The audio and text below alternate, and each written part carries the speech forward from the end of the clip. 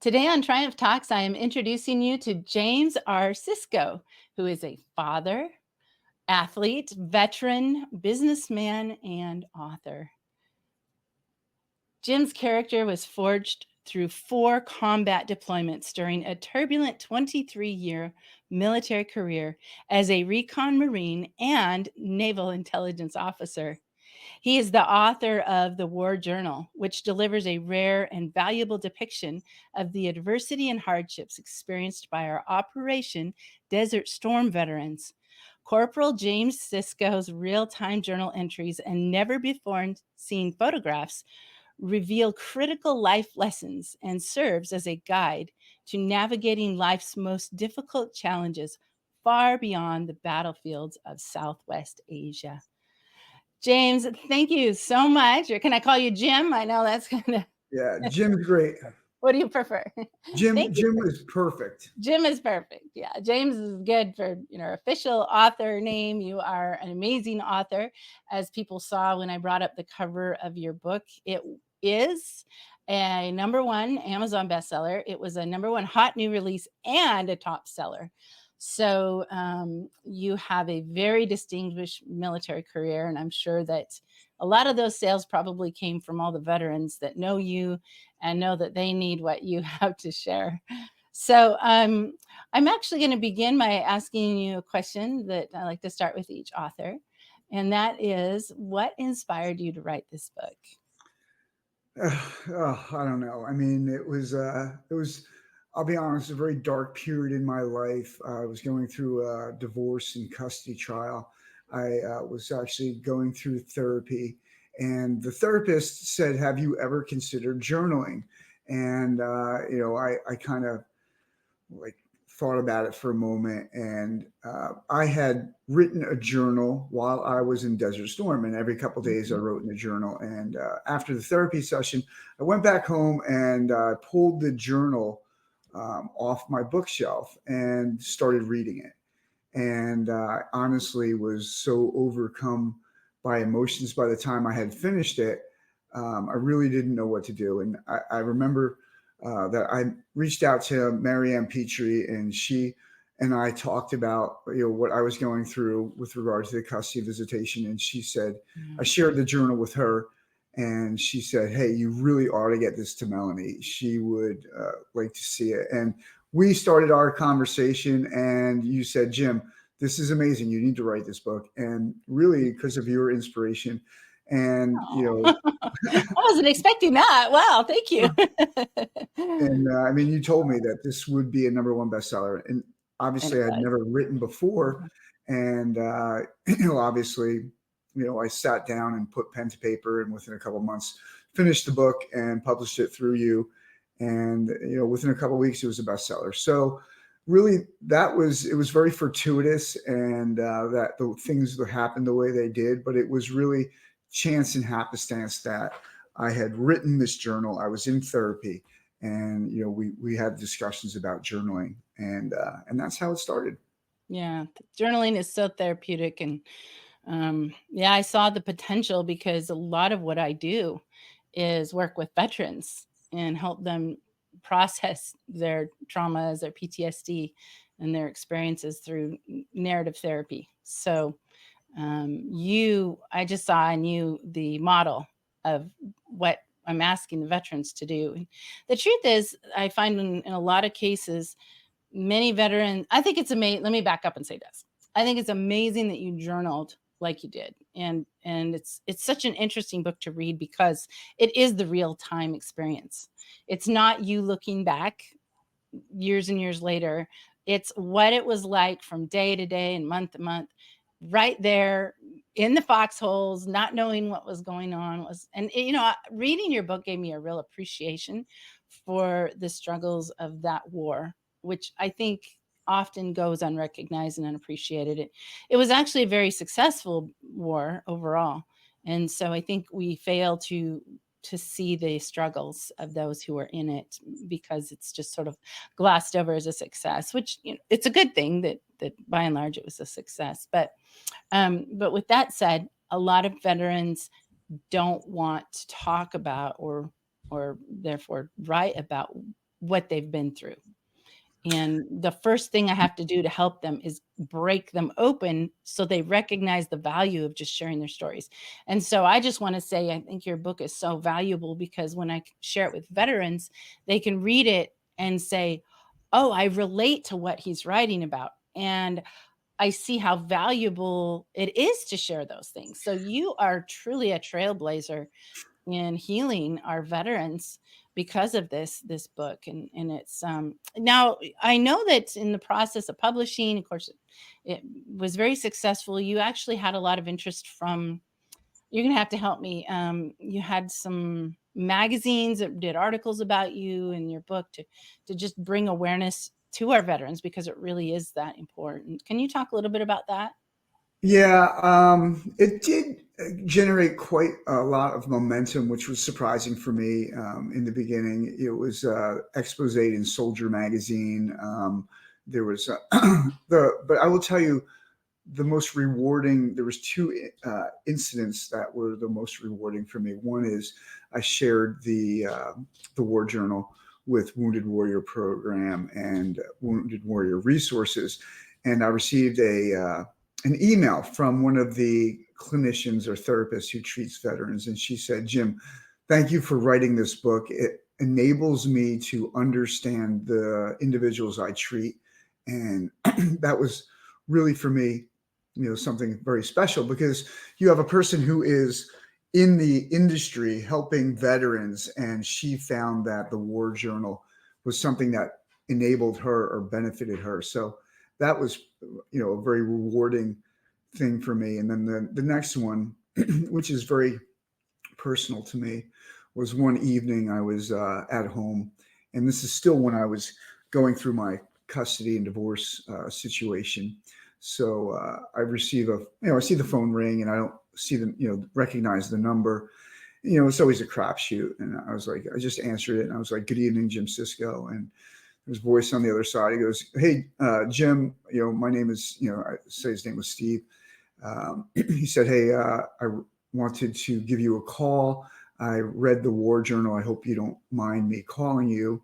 And I was like, "No, I'm happy to, talk to you." And so we started talking, and it turns out he was an Army soldier who was in Iraq.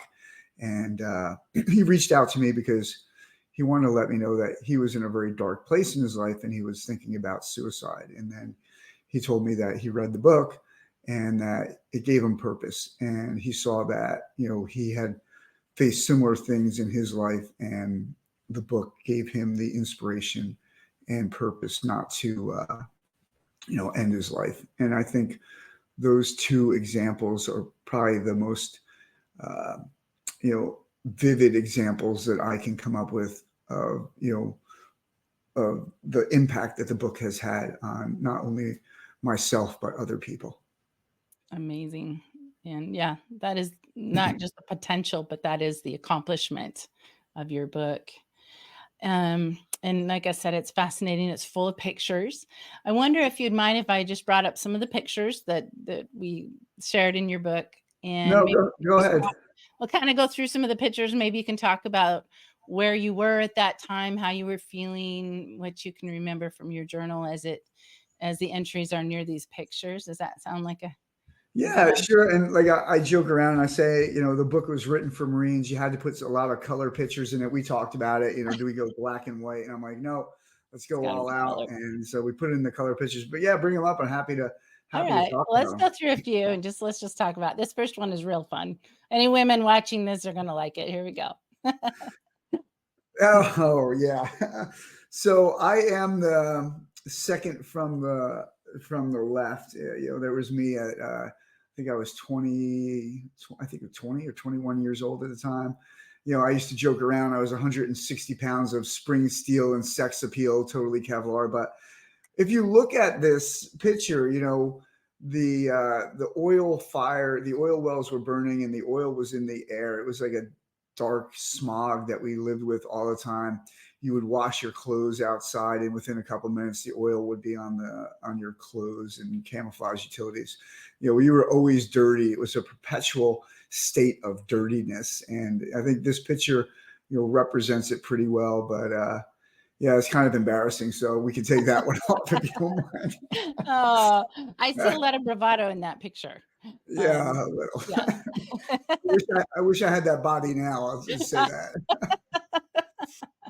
Well, you are an athlete. I know you work out a lot, so you're probably not that far away from it. So, all right. Well, here's the next picture. Yeah, so this is really funny for me because if you look at this picture, you'll see that we're all bundled up. A lot of people who I've run into or encountered, and they're like, "Oh, I was in Desert Storm. Oh, yeah, I did this and I did that," and I'll be like, "Oh, yeah, so it was really hot over there, huh?" And they're like, "Oh, yeah, I was hot all the time," and you know, in actuality, it rained a lot and it was cold the majority of the time over there. And you can see through this picture, you're bundled up, and we've constantly fought the elements, whether it was the rain, the wind, the sand, the cold, and then at towards the end, the heat. And it was probably the biggest source of frustration, and it was unrelenting. It just continued all the time. You couldn't escape it. And I think as I looked back at my tours in Afghanistan, in Iraq, and in Desert Storm, that was the most difficult because the modern wars we fight are not like Desert Storm at all. You go out on patrol, you come back, and you sleep in your tent or in your wooden, barracks. There's hot showers. There's internet. You have all of the creature comforts. In my last tour in Afghanistan, we had green beans coffee. We had KFC chicken. I mean, the chow halls were steak and lobster every Friday night. And we were, out in the forward edge of the battle area. It was austere conditions. There was not any amenities like you have in modern warfare.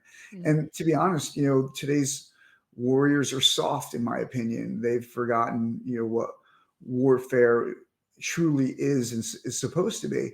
Where I have a lot of respect for the people who fought in World War I and World War II and Korea and Vietnam. And I think that my combat tours pale in comparison to some of them. Whereas I think the modern day soldiers would feel the same way about what Desert Storm veterans faced. Yeah, that's an interesting juxtaposition, and I agree that they've in the later wars they had their what they called the green zones. And they Oh could yeah. play video games and they had good food.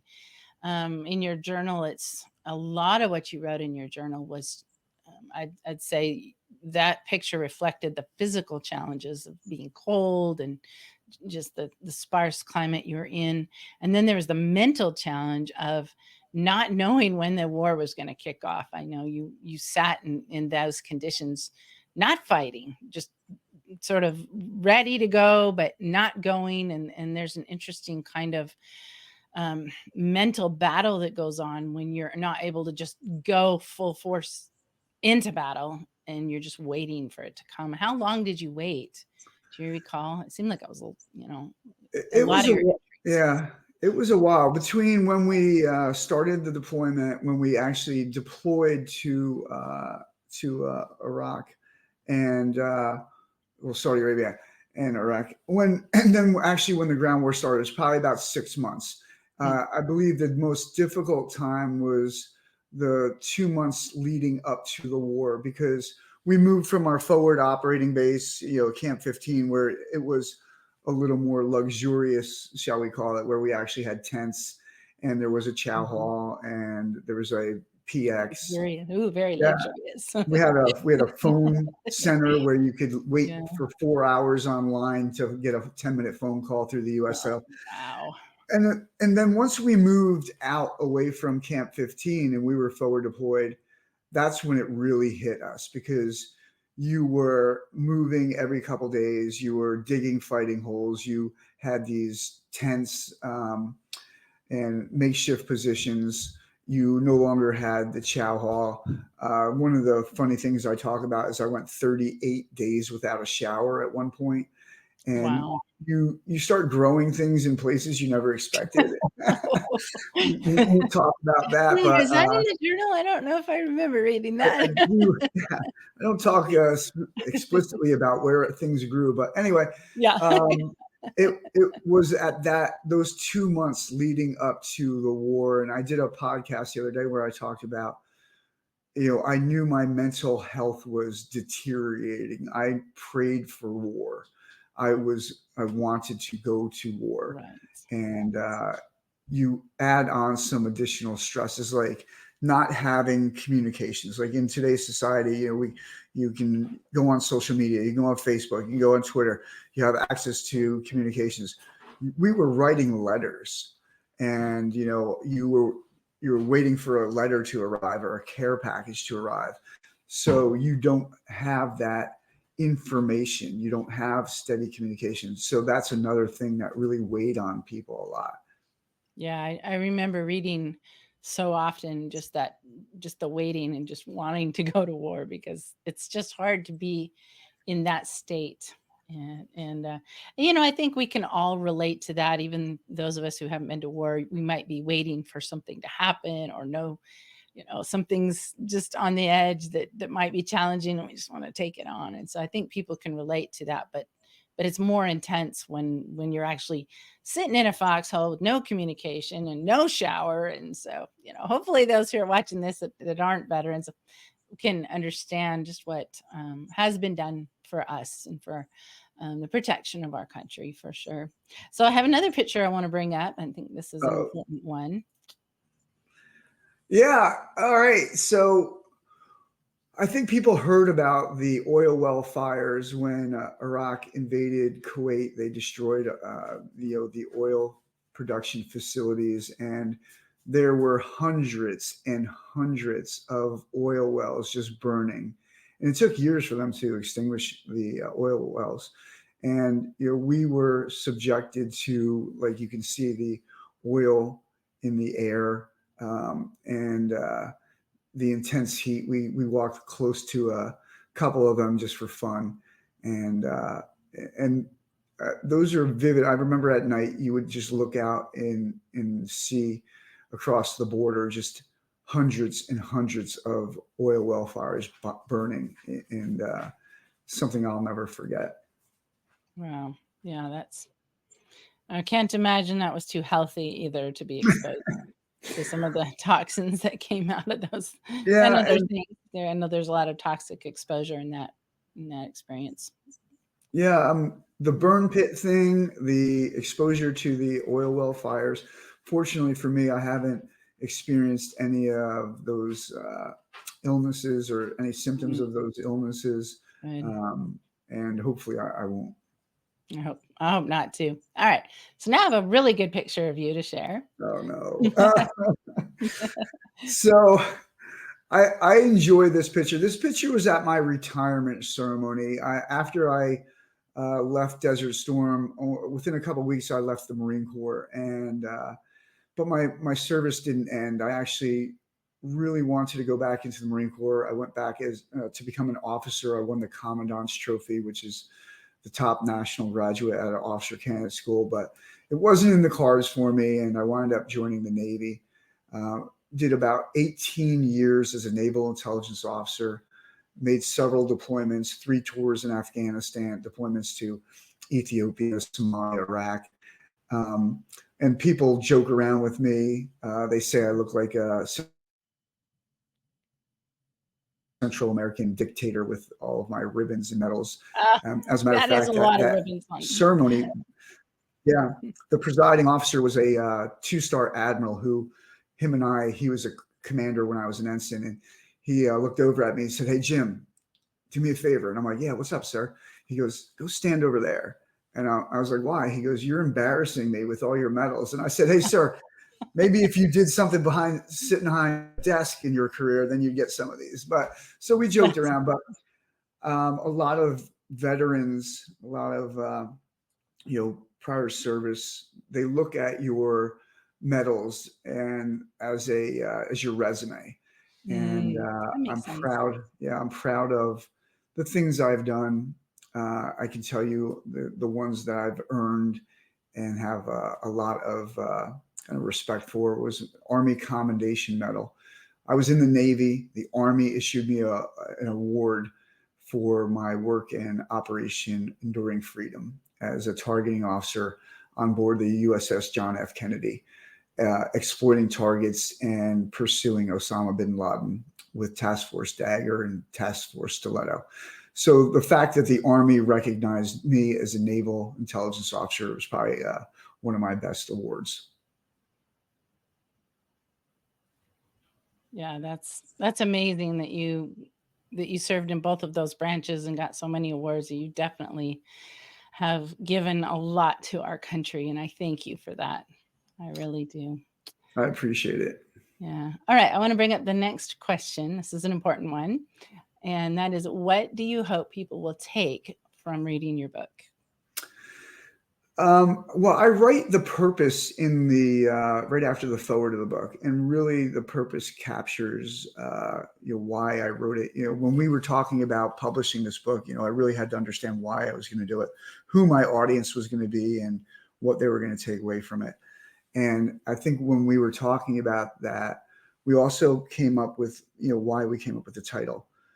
I learned some very valuable life lessons in Desert Storm, and I journaled them. And after I left the Marine Corps, the journal sat on a bookshelf for decades.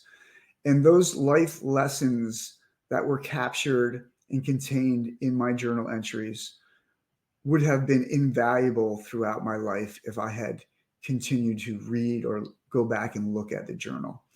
And I feel that by not looking at the journal for a number of years, it hurt me in a way that if I had read the journal throughout my life, it would have prevented me from making some major mistakes. It would have guided me. It would have been very insightful dealing with issues like relationships, PTSD, trauma. And so really the purpose of the book is to guide and help others who are experiencing challenges in their lives, either they're financial, emotional, if they have problems with their relationships, if they're, trying to understand what their purpose in life is, anything, trauma, PTSD, TBIs. I think this book is an invaluable resource for anyone, not just veterans. And the feedback that I've gotten reinforces that. I received a letter from a woman who wrote, because her son wanted to join the Marines, and I sent him the book, and she wrote back that any person who wants to join the Marine Corps, this should be mandatory reading, not to prevent them from joining, but to help them understand, what the Marine Corps is like, or aspects of it. As far as leadership, this is an invaluable guide for non-commissioned officers and junior officers to understand how to lead troops and how to be an effective leader. And these lessons in leadership can be also applied in the business sector for understanding how to manage and lead in your business. So when I talk about the purpose and I talk about how these critical, valuable life lessons transcend race, ethnicity, gender, socioeconomic status, they can be learned by anyone. And that really is kind of the purpose for the book, is to be that guide, to help people overcome adversity, to face challenges, to provide them with resilience in a very, I would say, troubling time within our society. It's so needed more than ever. Yeah. And thankfully we know people are getting that from your book. So, all right. So the next question I want to ask is, I like to put a little spotlight on the title and cover of the books that we're talking about. And I think your cover is exceptionally, I would say it's, has a lot of energy in it. So let me bring your cover back up and let's talk about that. Well, I'm just going to be very matter of fact and honest. You designed it. It was awesome. We were looking at, the pictures that I had. We were trying to come up with different ideas, and you put this forward, and I was like, there it is. It's amazing. It captures exactly what I was hoping to get out of the cover of this. Um, so I can't take any credit for this. I have to Oh, just let you well, know where did that you get the picture? I think you gave me the picture, I didn't you? did give you the picture. So Okay, so it started with you, but yeah, it did. But you were like, here it is. And I was like, yeah. okay. Well, the Um, picture was I guess it would have been interesting. I didn't think to do it to start to show the original picture, but yes. because a lot of this had to do with the way we cropped it. You can Hmm. see that there's a helicopter above you and a tank coming behind, and I say you because the soldier really represents you, and this is your experience. I love you almost see dirt flying up from Yep. under, The back, as the if back, you're the, just this force, the equipment, the men, you're just this force marching into war. And I saw that and I thought, oh my gosh, this looks like a movie poster because yeah. it's just got so much energy, and it just conveys like action, and so yeah, I thought that was great. And of course, having the red as a contrast to the more muted grays, really pops. So the war journal, I guess maybe the title kind of goes without saying, but you want to talk about your title and a little bit about your tagline? Yeah. I mean, we sat there and tried to figure out what is going to be a good title for this. And I mean, we went round and round, trying to be pithy, trying to be, all of these different things. But I really went with simple. You Yeah. know, it was a journal that I wrote during Desert Storm, the war journal. And, going back to the purpose of the book, as a 20-year-old Marine, I'm learning these valuable life lessons, that would help me through life, and, in a very austere, highly stressful environment. And, so how do you take these critical life lessons you learn and deliver them for anybody? And I think that's, kind of just captured the tagline Yeah. in the uh, in the title. It was just very simple, looking at elegant and simple, and not trying to be anything else. Yeah. Kind of like me. Yeah, I think it does. It captures you, captures what you wrote. I like that it's a very short, straightforward title, and then the tagline gives a lot more detail, which is a good combination to have short titles and then more explanatory taglines or subtitles. I guess is what I should be saying, not tagline. Um, so that actually is a great segue into my last question for you, and that is moving into publishing. There's people who watch the show that are aspiring authors, and so I'd like to know what advice you have for them. Don't do it. No, I'm kidding.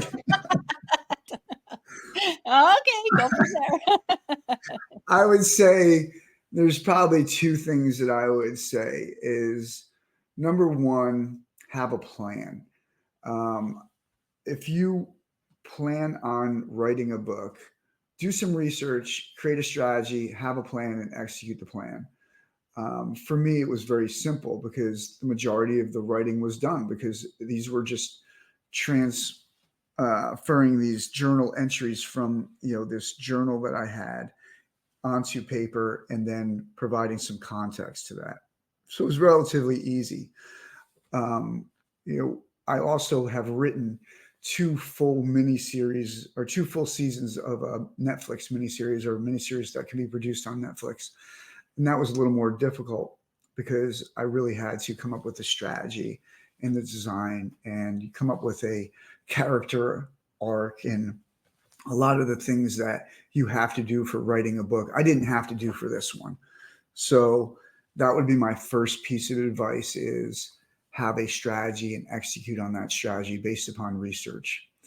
The second one is find a good publicist.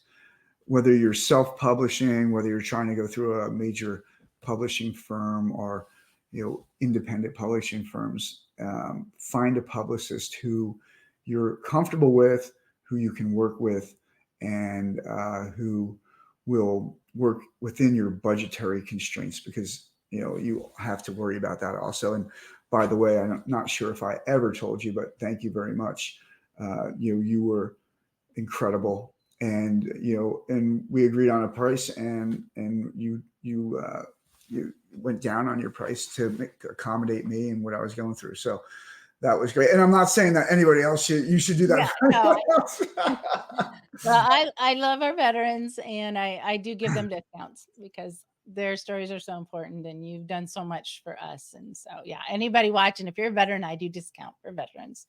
So Don't take advantage of it, though. I mean, I know what your retirement pay is, and Melanie needs to put food on the table, so take care of her. But it was I would say a fun experience for me. I've spoken with other authors, and it was just a nightmare. There's so much involved with writing and publishing a book, but if you want to do it, go do it. Don't let anybody stop you. One of the things that I will say is this book will live long after I do. And as you know, I dedicated the book to my children, and my children have, that's my dad. My dad wrote a book, and there, thank you very much. My children will have forever, me, my life in a book captured. And I think that is probably one of the most important things about the book also. They can, hopefully be proud of me and be like, hey, my dad was in Desert Storm. Yeah. Oh, my dad was in Desert Storm too. Yeah. Did he write a book? Oh, My dad wrote a book. I'm so glad you brought that up, because that's really the core of why I do what I do. And that is because our legacy, our experiences, our life, our challenges, our adversities, they can serve such a wonderful purpose. The worst things that you go through can become amazing when they are shared. Can I maybe end with this one? It's a testimonial, and I think it captures very much for Love that. you, That's a great idea. Love it. Yes. for you, what you just said, but captured in a way that I think everybody will be able to relate to. This is from Christy Mitchell, and she is the one person who sent me the actual journal and asked me to write in this. What an amazing journey you've had so far. Good for you for using these horrible experiences to create something meaningful that you can leave behind for your children and others in your situation. I always knew your resilience, intelligence, and strength would mold a successful man. I truly appreciate our friendship. I'm so excited to be part of your journey and see where the next chapter takes you. I'm proud of the man you've become. I got a little goosebumps reading that one. So, but yeah, I think it really is for me, some powerful words that capture what this book is about. And how healing is it to get that kind of feedback? Because I know that you've been through some really hard things, and really hard things with the divorce, Yeah. to the point that you had, if you don't mind me sharing, I know you had a heart attack. As healthy as you are, I had a stroke. A stroke. Sorry, it was Marianne Petrie that introduced us, who had a heart attack, going through the similar things that you went through. Sorry, yes, it was a stroke. Yeah. Yes. I had a stroke, and fortunately, I've recovered. I have a little Yeah. paralysis in my face, but aside from that, I'm healthy and So excited to be a part of my children's lives again. Yeah, you've been through a lot, and you have a lot to teach. So before we part, I do want to just take a minute to share with everyone who's watching that you have your own YouTube channel, and it's called The War Journal. So which I think is perfect. So it allows people to be aware of your book, but then allows you to continue to teach and share what you have been through, what you're going through, and do you want to share anything about that? Sure, I'd love to. So I started the War Journal. It's a podcast. It's like actually a kind of like a different entertainment genre where I actually read from the War Journal. So it's an audio book. And then I talk about, the lessons and things that are happening within our society. So it's a podcast, and I'm inviting my first two guests will be in the next couple of weeks. So it really is a neat way of having an audiobook and a podcast and being therapeutic all in the same format. And it's been pretty successful. I've got episode 9 comes out today. I've already taped episode 10, and I'll tell you today's episode is really cool. I found it really talks about my personal experiences in my life in looking in retrospect. And then the next episode, The War Begins. And that one is going to be good too, because it really talks about the air campaign and how it started, when it started, and how everybody changed, and how we could see the psychological, emotional changes. They manifested very quickly because it was real. We were going to war. So I hope that as the book is used as a guide or used as a tool to help people, the podcast can do that too. And I think it's a little more interactive because I can answer questions and talk about different subjects and elaborate a little more on than what the book allows me to. I think it's a wonderful way to promote the book and to just take all that you have to teach and, like you said, put it in a different format. So it's a podcast. I know I watch it on YouTube, and I am going to put a link. We're almost done, so hang on, all those that are watching, and there will be a link at the end right on the screen that will take you to your channel, and I'll link up to your introduction so they can start watching those episodes in order. And I thank you so much for coming on. This has been a great conversation. Anyone who's watching, I encourage you to continue to come back. If you haven't already, subscribe to this channel, because I just have amazing authors to introduce you to, like Jim Sisco. And with that, be sure to share it as well. If there's anyone, especially a veteran in your life, that needs this book, let them know about it. I'll also put a link to purchase the book on Amazon, and I'll pin it in the top comments. And so, do you have anything else you'd like to say as we say goodbye, Jim? Yeah, thank you. I appreciate not only being on this podcast today, but everything you've done to support the War Journal and help me publish this. I wouldn't have been able to do it without you. I thank you and Marianne for everything you've done. And if you need anything from me, and if there's any way I can help you with anything, please let me know, because I am grateful for everything you've done for me. Honestly, it's been a pleasure to serve you after all the service you've given. We've mentioned Marianne Petrie. She actually also has a podcast called Slam the Gavel. So anyone who's watching that's dealing with the corruption of our court, especially family court, you may want to follow her as well. I'll put a link to her show in the end screens as well. So thank you so much, Jim. And I look forward to watching more of the episodes of the War Journal. My pleasure. Enjoy the rest of your day. And thanks again for having me on the podcast. You're welcome.